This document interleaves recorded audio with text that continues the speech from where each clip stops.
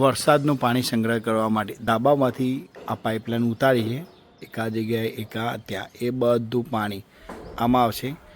પાણી ના ભરો તો વાલ ખુલ્લો કાઢો તો અહીંયાથી બારોબાર જશે. આ વાલ બંધ કરો તો પાણી આમાં થઈને ફિલ્ટર થઈને આમાં ભરાશે.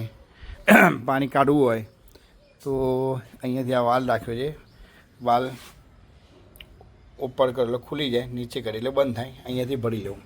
પાણીનું લેવલ જોવા માટે આ ખોલી કેટલું પાણી છે તે પણ જોઈ શકાય. બંધ રાખવાનું અત્યારે.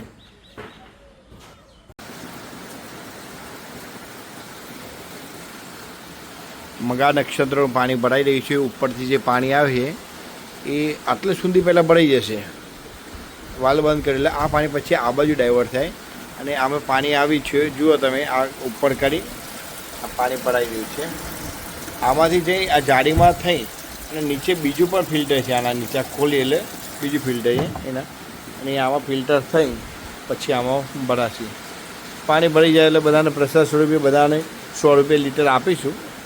સ્ટેન્ડ બનાવ્યું છે, અહીંયા વાલ રાખ્યો છે, પાણી સાઈડમાં વાલ રાખ્યો છે, નીચે બંધ છે, ઉપર ખુલી જાય, આ ઉપર ખુલી જશે અને નીચે બંધ. પાણી હજી થોડું જ ભરાયું છે, અત્યારે વરસાદ ચાલુ થયો છે.